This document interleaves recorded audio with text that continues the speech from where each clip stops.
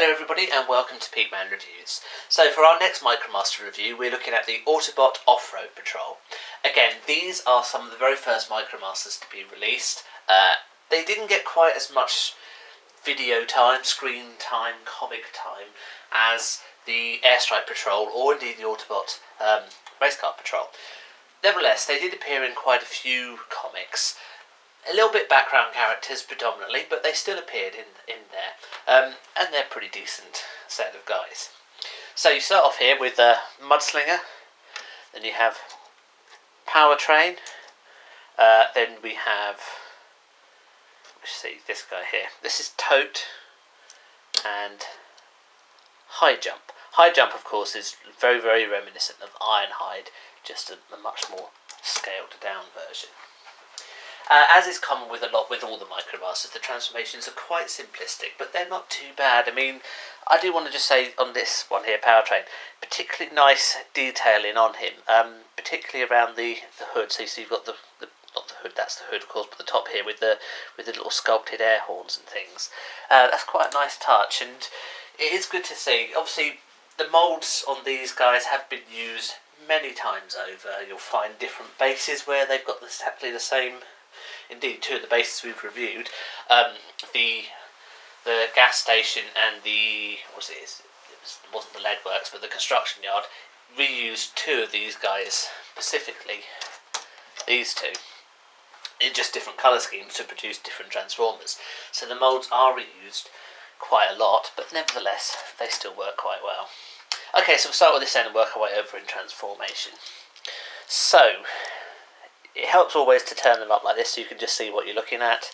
Head obviously here, flips up like that, and then the whole rear goes down like so. And that's it, and then we just move the arms up. Now we'll probably see the transformation repeated several times. That is often the way with the Micromasters. So, on to this guy again. Now you can see here, when you hold him up like that, the head's actually this side, so you can kind of tell it's not going to be quite the same. So start off with the legs, down like that, and then you just flip it down like that. So this comes out, see, so it's now freewheeling at the back as it were.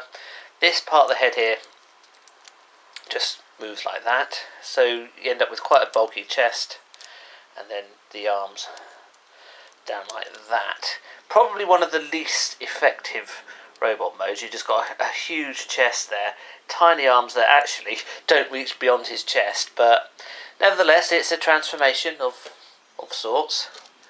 Onto our Ironhide lookalike. He's a better transformation, as we said.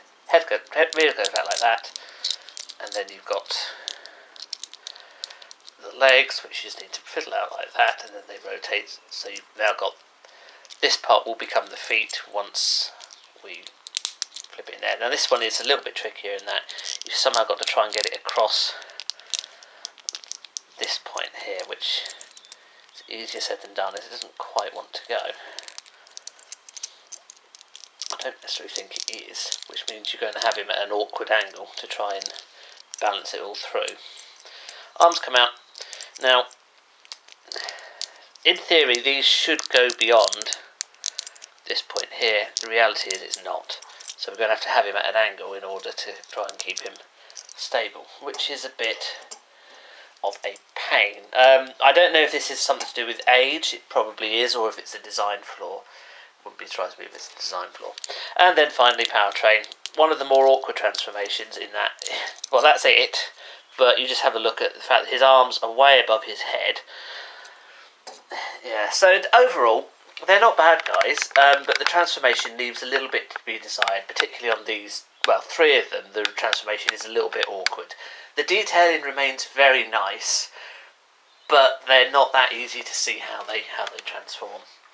Size-wise, well, we compare them with the modern-day Headmaster, Skullcruncher, and they scale very, very nicely. Even Powertrain with his arms up amongst his ears scales quite nicely to them as well. Worth picking up, yes. They're quite nice. I would probably keep them in their old modes, so the robot modes rather than the car modes rather than the robot modes. As the robot modes on three of them are a little bit disappointing. These three in particular. This guy more so than the others, because Whoever heard of a guy whose arms don't even reach above his chest? Bizarre. Never mind. Anyway, that is the Autobot Off Road Patrol. Thank you very much for watching, and I'll see you on the next review. Goodbye.